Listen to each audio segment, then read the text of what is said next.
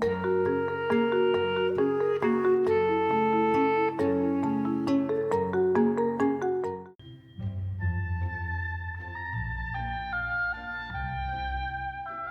question de l'existence de Dieu ne se résout pas comme une équation mathématique ou une hypothèse scientifique.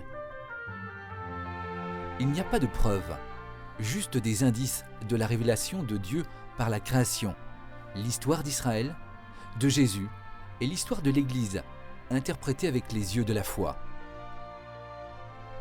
Dieu est mystère. Cela ne veut pas dire que nous ne pouvons pas le connaître, mais plutôt que nous n'aurons jamais fini de le découvrir. Car ce qu'il est, dans sa totalité, nous échappe. Sa réalité est infiniment plus riche que ce que l'esprit humain peut en saisir.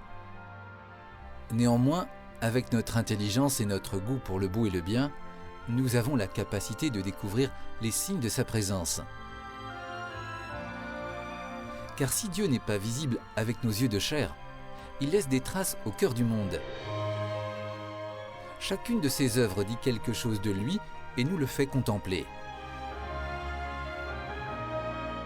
De même, la Bible raconte que Dieu nous crée à son image et à sa ressemblance. Parce qu'il a de beau et de bon, l'être humain porte en lui la trace du Dieu créateur. Si connaître Dieu ne dépasse pas les seules capacités de l'intelligence et de la raison, la relation avec lui, en personne, exige un acte de foi. Le prophète Isaïe l'affirme : « Si vous ne croyez pas, vous ne comprendrez pas. » Pour commencer à découvrir Dieu, il faut donc faire un pas dans la confiance, tel un enfant vis-à-vis de son Père du ciel qui veut le bonheur de l'homme. Dieu ne demande qu'à se faire connaître, mais il ne s'impose jamais.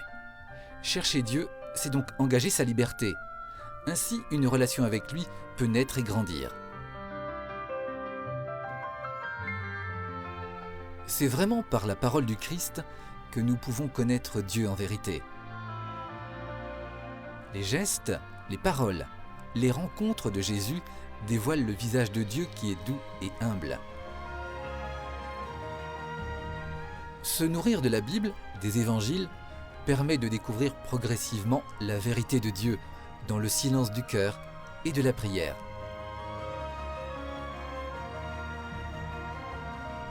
Dieu ne sera jamais une évidence palpable pour personne. Son existence est pour chacun de l'ordre de la foi, de la conviction forte qui donne du goût et du sens à la vie.